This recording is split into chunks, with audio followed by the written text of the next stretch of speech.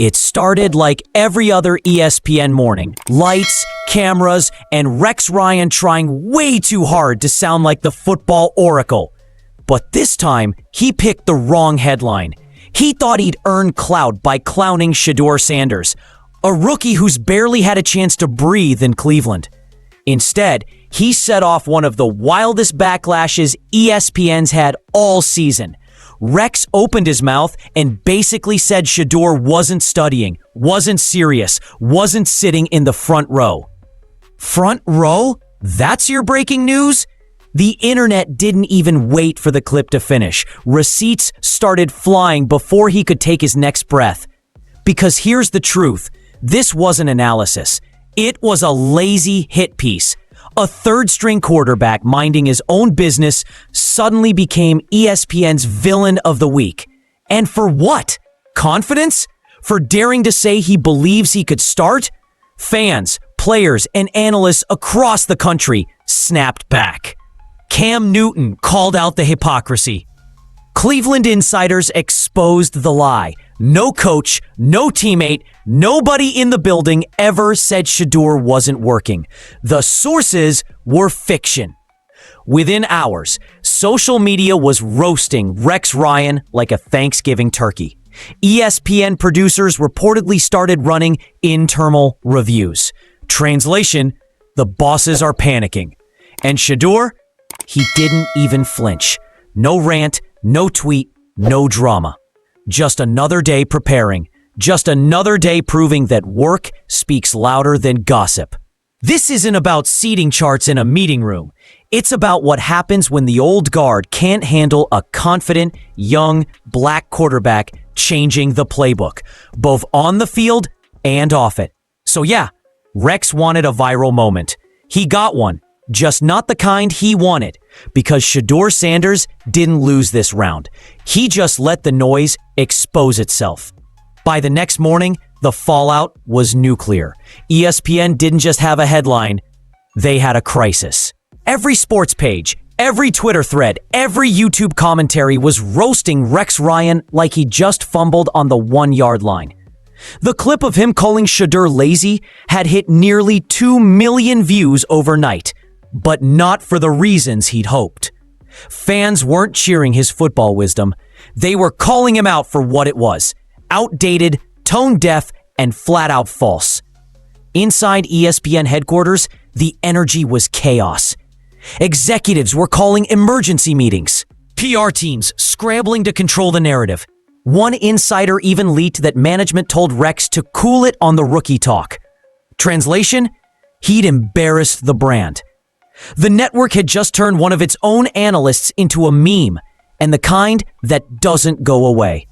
Meanwhile, Shedeur Sanders' camp stayed silent, and that silence was deafening. No press conference, no clapback, just quiet professionalism. The kind that drives critics insane.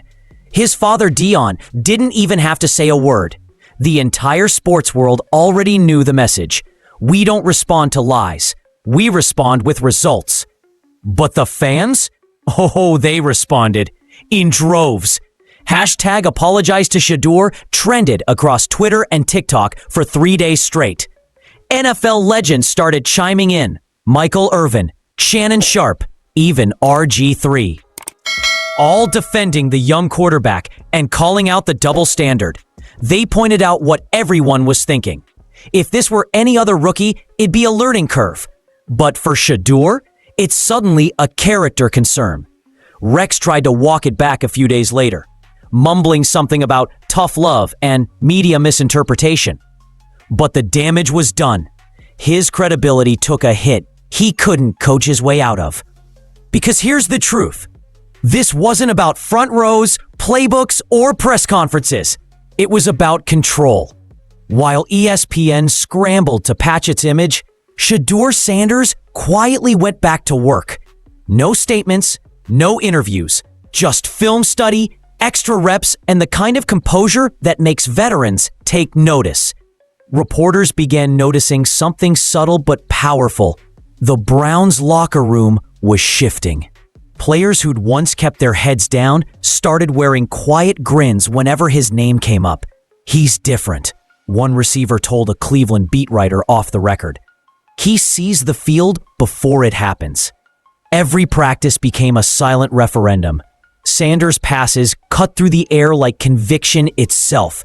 Clean, confident, precise. The same analysts who'd once mocked him now found themselves watching practice clips frame by frame on Twitter, searching for flaws that didn't exist. And the fans? They'd made their decision. Shedeur wasn't just a player anymore. He was a cause. The noise outside only amplified it. ESPN tried damage control by pairing Rex Ryan with a rotating panel of balanced voices. But every time he opened his mouth, viewers flooded the live chat with "Let the kid play."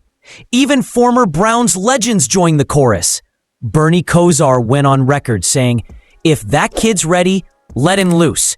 Cleveland's been waiting for someone with that kind of fire. And it wasn't just talk. Shedeur's jersey sales quietly surged to the top 5 in the league, higher than most starters. He hadn't thrown a pass since preseason, yet his number was everywhere, from London to Los Angeles. That kind of energy doesn't come from hype alone. It comes from belief. Behind the scenes, Coach Prime Sanders was watching too. Proud, patient, and plotting. Every headline that doubted his son only fueled the long game. He knew exactly how this story would end.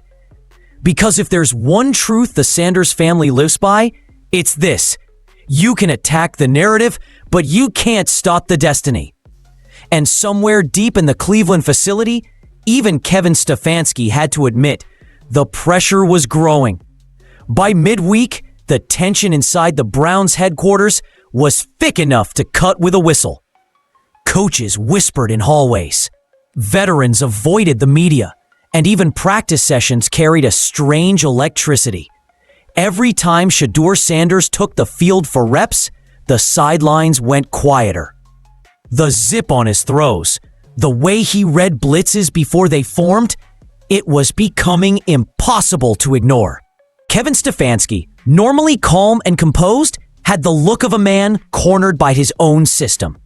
Every reporter's question now came with hidden meaning. Is the team sticking with Gabriel? What has Sanders shown in practice? Is there a plan for quarterback rotation? Stefanski kept repeating the same robotic mantra. We evaluate performance daily, but everyone in the room could sense the storm brewing behind his polite answers. Players weren't buying it either. Defensive captain Myles Garrett, who rarely comments on offensive matters, let a sentence slip that hit headlines within minutes. "We all know talent when we see it." That was all it took. The clip went viral, amassing millions of views. Fans flooded social media with fire emojis and #FreeShedeur hashtags. It wasn't just a campaign anymore. It was a movement. Inside the locker room, divisions were forming. Some players stayed loyal to the coach's plan, but the younger roster, especially receivers and skill players, began orbiting around Sanders. During red zone drills, he was calling audibles, adjusting routes, leading mini huddles when the staff wasn't looking. The offense looked alive again, even in practice. Word reached the front office that other franchises, the Raiders, Commanders, and Falcons, had quietly inquired about Sanders' availability. The irony was brutal. The Browns had a quarterback controversy not because of poor play on the field, but because of brilliance hidden behind the clipboard. Sunday arrived like a storm cloud over Cleveland. Even before kickoff, the stadium felt uneasy, a mix of anticipation and resentment thick in the autumn air. Fans weren't just showing up for football anymore. They were coming to witness a decision. Thousands of signs dotted the dog pound. Start Shedeur, let the future play. And the boldest one of all, pride doesn't win games. When the Browns offense jogged out with Dylan Gabriel under center, the boos began instantly. Not light jeers, deep, guttural ones that echoed off the rafters. It wasn't about Gabriel personally. It was about what he represented. Another week of denial. Another week of wasted potential. Cameras caught Shedeur on the sideline, helmet in hand, calm but unblinking. His expression said everything. Patience stretched to its final thread. The first half was a mess. Gabriel's passes fluttered. The play calling stayed painfully conservative, and the Browns trailed 14-3 at halftime. Commentators danced around the obvious. Stefanski's refusal to adapt. Tony Romo, calling the game, finally broke the silence.